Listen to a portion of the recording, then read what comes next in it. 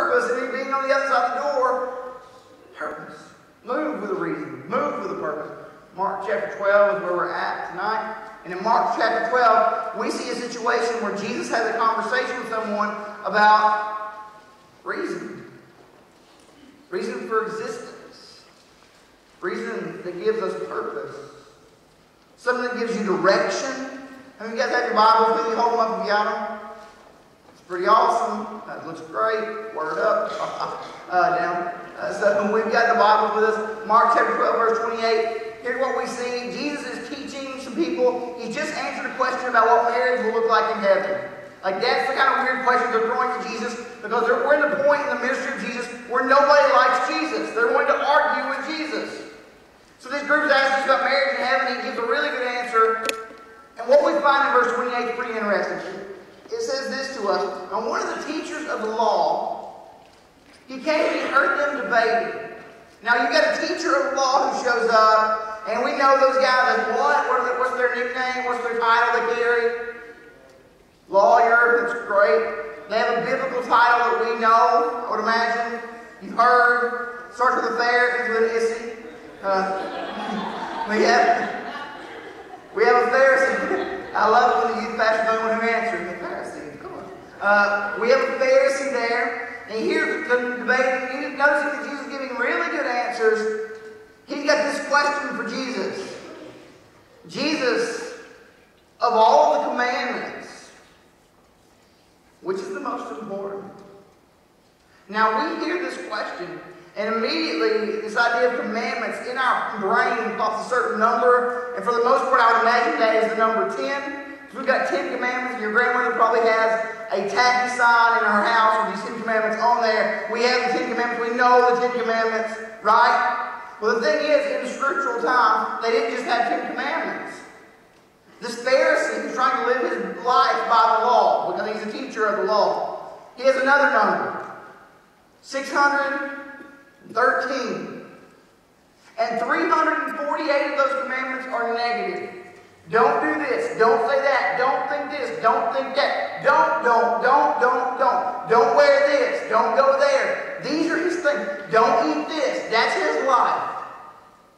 So this guy's judging all these commandments, and what he says to Jesus is this. He asks him a question that's pretty popular during that time, but I can imagine after Jesus gives him so many good answers, he looks at Jesus and he thinks, of all the people who have an answer, maybe this guy will. Jesus, of all of these commandments, of this juggling that I've been trying to do, can you tell me which one gives my life reason? Jesus, which one of these commandments, because I'm carrying the weight of the world on my shoulders, which one's going to give me purpose?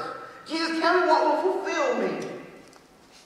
Jesus, tell me the answer to this. I don't think that we're very far from that. I think there are times that we get caught up in what's going to fulfill me. What will give me answers to, like, what's going to give me direction for what I should do, why I should do it. God, tell me what direction I need to have for this or for that. Jesus, of all the commandments, which is the most important? 29, the most important one is this. Hear, O Israel, the Lord our God is one. Now we look at that. We have to examine it a little bit, because Jesus speaks this guy's language. Because Jesus is quoting from Deuteronomy, a book of the law. And he is saying, hear, O Israel, the Lord our God is one. So I see this guy perking up because Jesus is saying something to him that he recognizes, that he knows. Hear, O Israel, the Lord our God is one. And for us, the number one is a numerical idea. But in biblical times, it's not just a numerical thing. For the Jewish people that Jesus spent most of his time with, when you use the idea of the number one, it's a matter of importance and priority. Jesus is saying God is priority one. Let's demonstrate it like this. I need a volunteer. Anybody? Just a volunteer. You. Stand up for me. What's your name? Corey. How you doing, Corey? Corey, I'm glad that you're doing well. And you're doing well. Not good. Anyway, Corey, you're doing well. You're still standing though. And what I want you to do is this. Corey, I want us to be friends. Can we be friends? Corey and I have established a friendship right here in this very sanctuary. Corey, I don't just want to be friends though. I would like it if we are best friends. Yep, you're agreeing with me. Cool. Corey, I want us to be, now we're best friends, that's firm, that's set in stone, playing video games together, all that. Now I want us to be best friends, right? We can do that. Shake your head, yes. All right, I don't do much of a volunteerism here. I just need you to shake your head sometimes. Best friends. Corey, here's the thing. You play sports? What do you play? Corey, I want to be more important than your baseball. Yeah. Just shake your head, yes. You're good at that.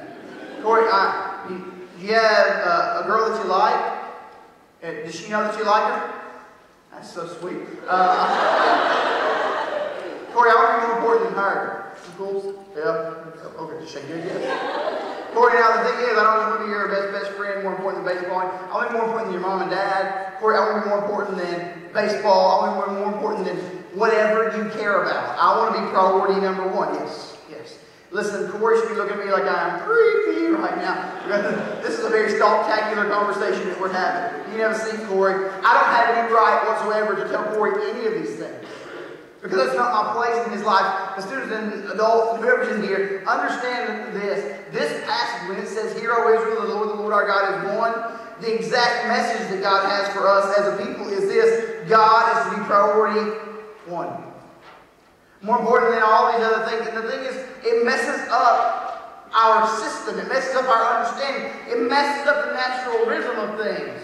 When God is not priority one. Example, Adam and Eve in the garden.